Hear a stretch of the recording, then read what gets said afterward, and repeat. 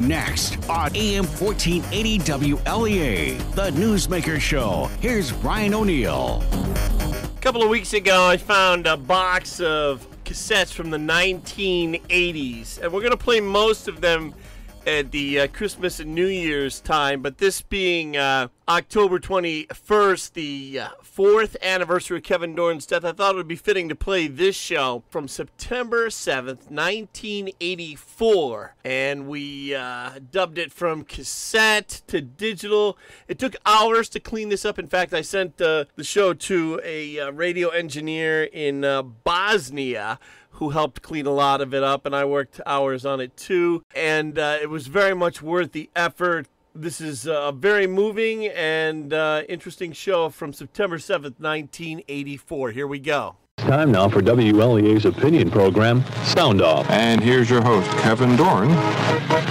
Speaking to us this morning from Omaha, Nebraska, we have on the line with us Kay Bosiljevac. Mrs. Bosiljevac is the wife of an American pilot who's missing in action in Vietnam. And she has, I think, a very interesting story to tell us. We hear about MIAs, missing in actions, and we know that there are people still actively working, trying to get these men home. And we also know that there is a great deal of apathy about this problem. We're going to try to dispel some of the apathy this morning when you hear Kay's story.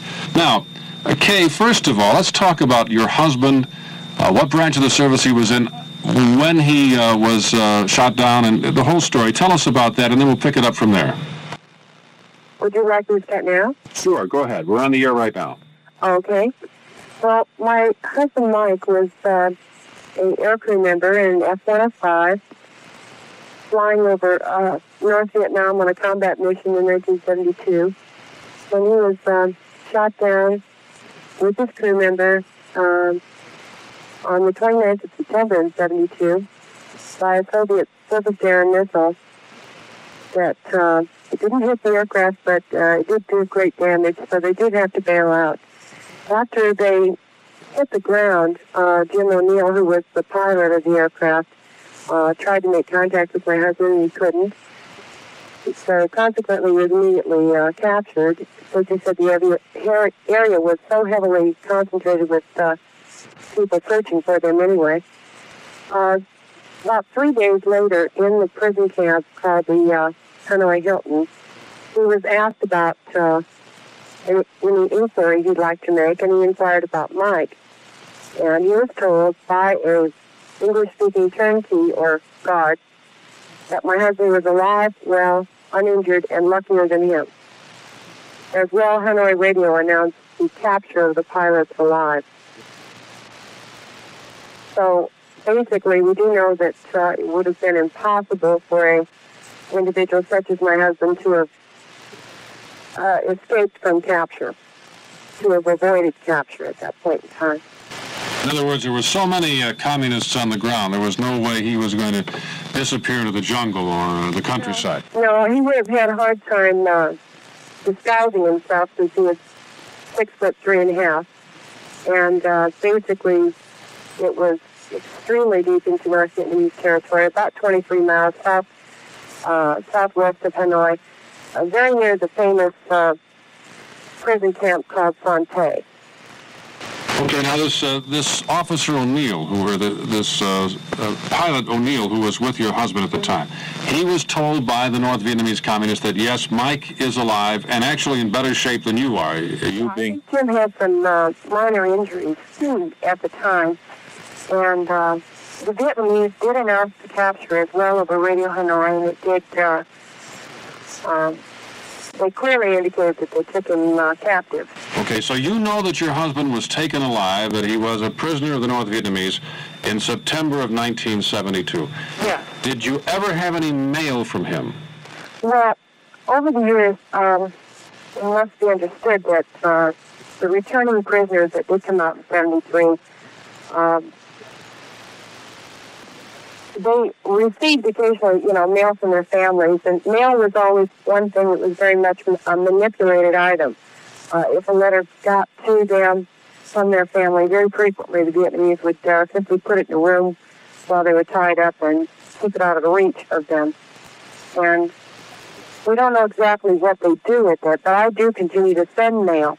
In the first year after Mike was shot down, I sent a package, which was then allowed. You could send a sort of the Geneva Convention size package with medication and other items in it. It was then returned to me on February the 15th, our son's first birthday in 73. They had been tampered with. They had taken out a certain amount of medication, and for whatever the purposes were, they did do this. Over the years, there's been sort of a pattern of returning some of the mail that I send, a very small percentage of the mail that I send, back to us around our son's birthday. I think the most intriguing one came a couple of years ago, and it had a Hanoi postmark on it. That, in other words, it went to Hanoi, and it was returned to us via East Germany. So I don't really know what to read into that, except that someone posted it back to us in East Germany. Okay, so in other words, you've sent, over the years, you've sent mail and packages. The packages have been returned open. They've been opened and tampered with, but you don't know who did that or why. Well, let me give you an example of something that parallels that. Another family from Pennsylvania, we talked this over one time, and they said that they had also received a package back in the first year. And that package also had been, one corner of the box had been worn away, or chewed away. They said it almost looked as if it had been chewed. And inside the package, tucked up in there through that hole, there were 3 tiny stockings, knitted, hand knit. And interestingly enough, each little stocking, like a Christmas stocking, had the initials of one of his 3 children on it. So that could have been the prisoner? It could have been the communists? You don't know who it was? Who did that? Well, I don't think the communists would sit on knitting stockings, but a prisoner perhaps might find use for any materials that he could. And I would assume that he possibly did this. Kay, did any pilot coming out, or any prisoner coming out of Vietnam in 73, ever indicate to you that they had seen your husband? So as far as seeing my husband, Jim said that, he watched him come there in the parachute very carefully, and that he had been able to do all the proper things to ensure his survival. He was in control. He was definitely coming down very well. As far as within the prison system, others came out with his name. There was a lot of querying going on, a lot of where did he disappear to, as well as so many others. One of the things that we do know is that when the prisons emptied out, certainly not all of the prisons in which Americans were being held were emptied. How do you know that, Kay? Well, basically because of the fact that our government knew which prisons, and there were many, in North Vietnam and other places, Americans were being held. But it doesn't mean that they did move prisoners from one place to another very, very frequently.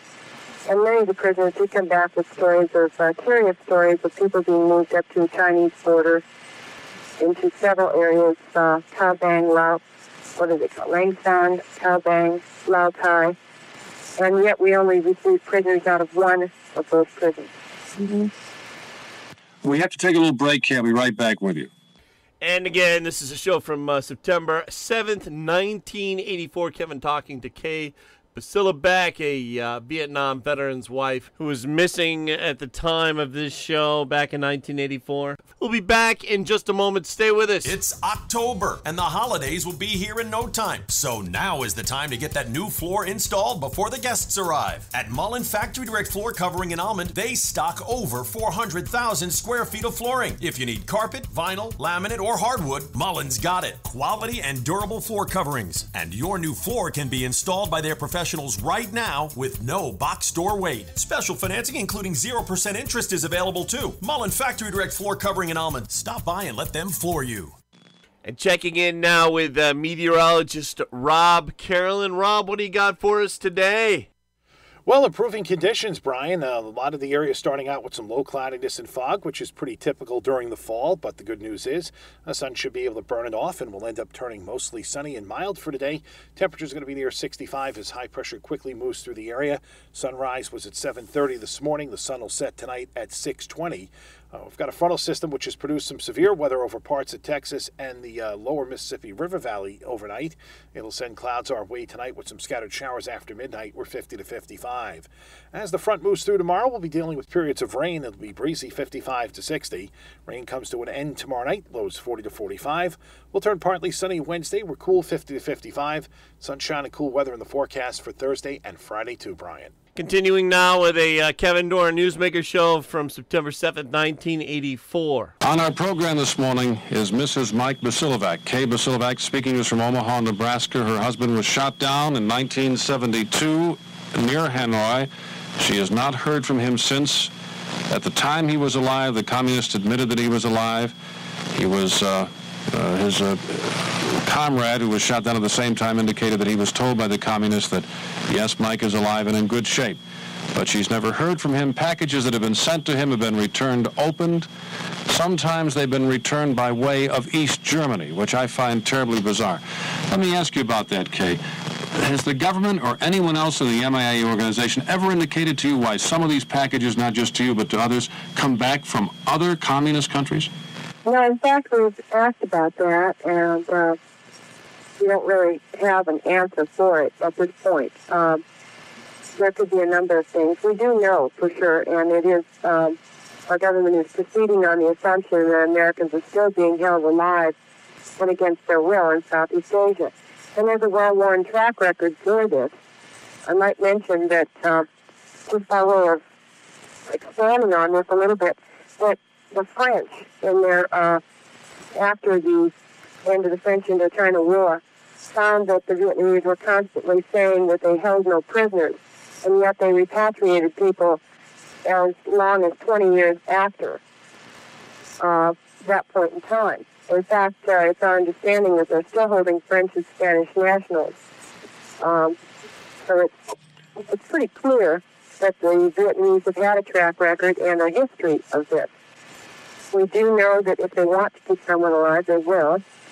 We also know for certain that there are areas in Vietnam that one of them, which was previously holding, it was a warehouse, and there were 420 American remains in that warehouse.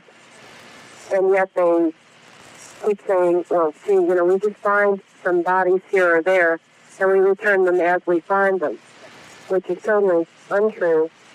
They do, in fact, warehouse American remains. And there has been testimony to the effect that even in this warehouse, there were 3 live Americans being forced to maintain the area. Kay, this would fit in with a pattern we know about the communists at the end of World War II. Mm-hmm. But you're indicating that at some point they did let these Frenchmen go, or at least some of them. Just a small number. They did do that, and they certainly haven't let everybody go. And they do also hold hostage the remains of people. In fact, a notable case would be the grandson of Charles de Gaulle. Although they have the remains, they admittedly have them, they refuse to return them to France. What they're doing then, of course, is they're using you as some kind of leverage for something else they want.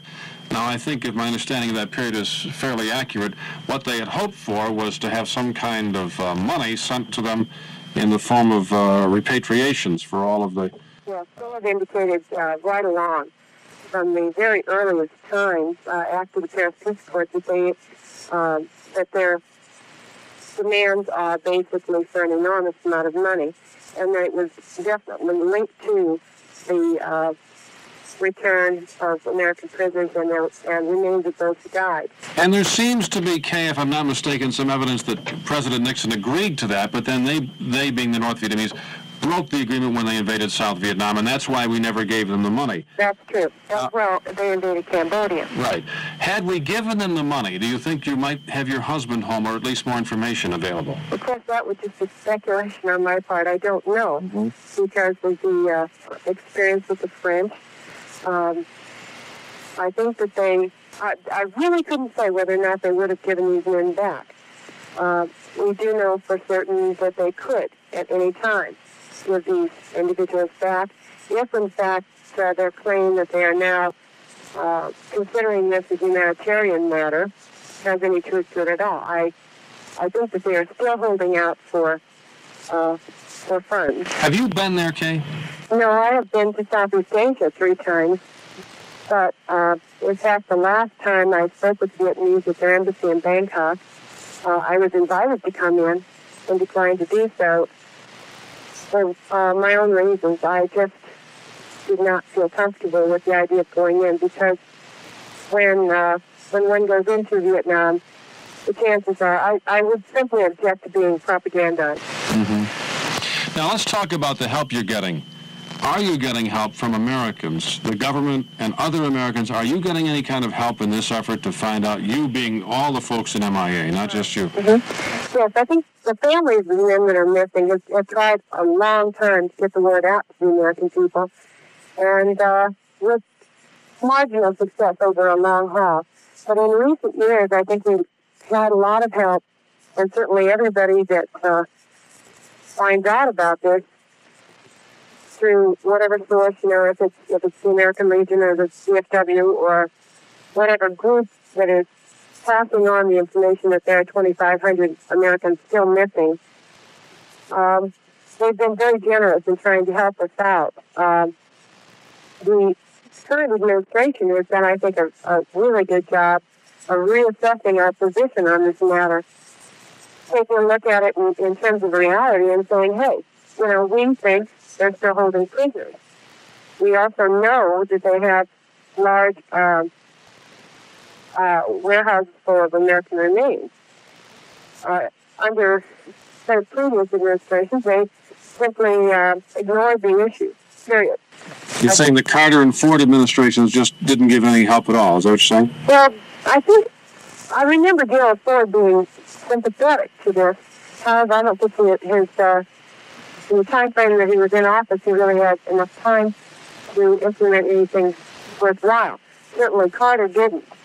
As soon as he promised that he would never let the Vietnamese into the United Nations or any other position where they would receive funding from the United States or American monies that are pooled into anything. And also, he also promised that he wouldn't recognize Vietnam. And yet, as soon as he was in office, he began the process of immediately letting them into the UN and starting to beat the drum for normalization of relations with no request for an accounting of the missing. Kay, our time is just about gone. Let me say to you, God forbid I should ever be in a similar situation with one of my sons, but if I had a child there being held by the communists, I think I would want my government to pay whatever ransom those kind of people have to have. Don't you feel that way sometimes? Well, I think that one thing has to be understood.